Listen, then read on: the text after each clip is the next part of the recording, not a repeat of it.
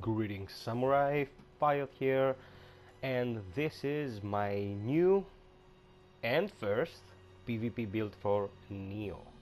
Now I'm making this vid 3 days after the patch came out, so whatever you hear here, whatever you see is, as we were giving the PvP at the moment, is a bit raw, a bit unbalanced, but I put some thought into it, made some adjustments, changed my gear, and so I can present to you, after you watched the initial introduction, how it actually works and what you should be going for in order for it to be viable and effective.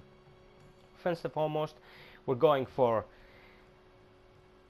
the pieces of Japan's bravest. You need 6 of those to up your skill damage, as you see here. So with Yasakani Magatama you need actually 5. And then we go for 2 pieces of the Yagyu Shinkage style to get the extend parry opening. Now in my introduction you didn't see any parries.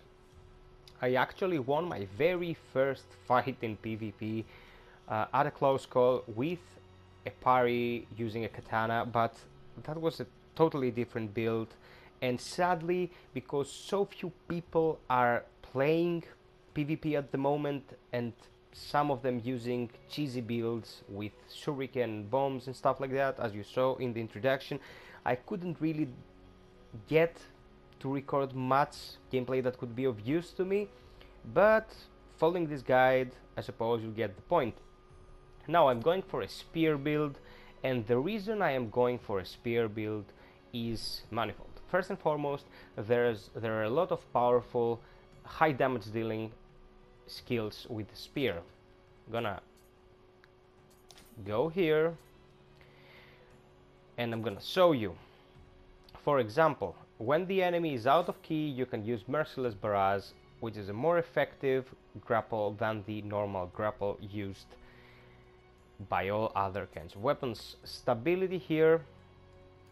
Make sure that if you have a person cornered, you will not have trouble taking them out with a few stabbing attacks. Now, what you will want to use in every stance. For high stance, go Spearful, Windmill, and activate your spear stance shades in the weapon tree. For mid stance, we'll go Water Wheel. This will be your main way of causing damage to the enemy. For counters, go with Twirl and Body Swap in case you are cornered or you wanna put an enemy in a corner to bust them up with piercing attacks.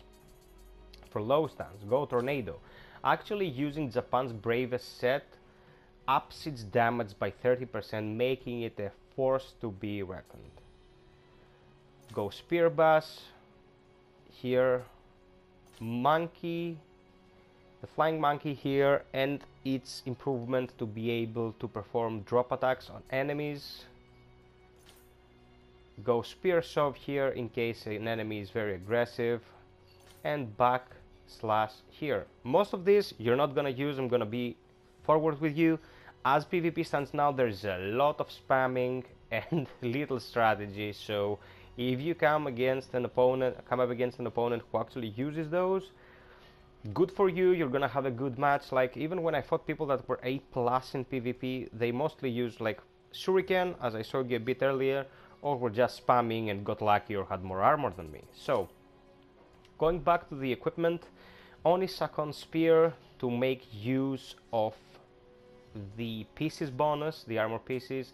Tengu here, get a ranged weapon that has an agility damage bonus, since I think it's still glitched and gives you extra damage, although it's just equipped on as your primary ranged weapon. For armor, go all the way with Armor of the Exceptional, except for the chest piece. This will lower your total weight limit, and with, as you see here, 26 stamina and 90 strength, I am able to wear all that stuff and be exactly at 70% to be on B agility. Now, you don't need to be 288, you can be 280, you can even be lower, but as we were all nerfed level wise, we didn't lose any Amrita of course, but the requirements for leveling became much higher. Getting above 250 will require grinding in large quantities, so I don't want this to be a very grind friendly build. Distribute, as you see here, a little bit of heart, 15 to have max returns from your investment in key, 99 body for the damage, 26 stamina, you can't avoid that. You will need either 90 strength or even more stamina to be able to equip all this stuff. Skill will add damage, but not in great proportion. You want to have this raised in order to get samurai points as well. Dexterity, you won't mind that much. We're using very few things. Magic at 30 to have all the slots and points you can get, and spirit at 10. Spirit at 10 because when it comes to guardian spirits, you will want to have Kato as your primary because it's a fucking beast, and Bisha's Centipede for its secondary Pierce Guard at close combat at 12.5%, which brings us to the weapon modification here. What you want 100% is close combat Pierce Guard. It is this purple perk, and you want it in PvP, trust me. Dealing upwards from 2000 damage even through guard will guarantee 200 points plus your elemental damage, and that's a lot considering that you will not be having more than 3900 HP. Like with 99 body, I do not have 5000 in PvE, and getting handicapped for PvP, I have 3900, and well, my build is all HP pretty much, so yeah. For the rest of the perks, damage to enemies with agility A, B or C is good as you see it here. I prefer B because most enemies are agility B, like don't even try C. If someone is moving like an ox in PvP, you can just hammer them and it will be done for. You should have damage for consecutive attacks. This is so good. It's a new perk. It's a very, very good because when you use Merciless Barrage or Windmill or even standard combos, each consecutive attack will deal a significant amount of extra damage, and this will just tear through people. Weaken melee weapons is very, very good if you can land some attacks on enemies, because their attacks will become so weak that you won't even mind getting hammered. Which gets me to the next part of my vid, which is defense and toughness. Here you can see 2400 HP more or less and 300 plus toughness. That's a lot of toughness, and you can just bull through anything the enemy throws at you. Like, they will be performing their combo and you can start performing yours mid-action, and you will still overpower them and deal damage. And when we see like 2100 points of damage, that's a bloody lot, and they will be dead before they know it. Even heavily armored opponents, as you saw in a couple of points throughout my introduction, I just went through them like they were butter. For additional skills, for Ninjutsu, you will want to have Enlightenment, so you can instacast everything you want. Get some Poison Control or Paralytic Control just in case. This is not a requirement. What you really want to have here is Power Pill. Get 2 points in the Power Pill tree and get 1 point in the Ninja Tool Mastery, so you can actually fit the Power Pill in there. This I just invested in for PvE. You'll also want to play PvE, of course, not required. Use your Power Pill, use some Paralytic and Poison Resistance, and you're good to go. For Onmyo, what we want to use in PvP is Instacast. This one is what you want. Awakening, purchase it. For the rest of the spells, you want this Panakia Cure Fast 3 because you also only get 1 potion and you want to maximize its effect.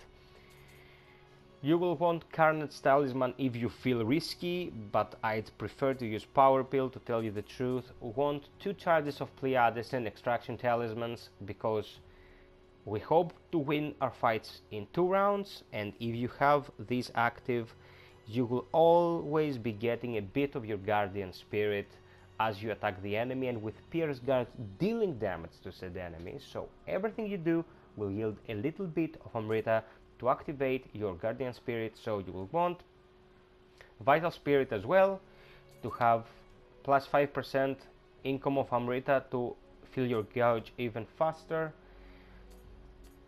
Here you will want to extend your living weapon by 1 with every one of these points.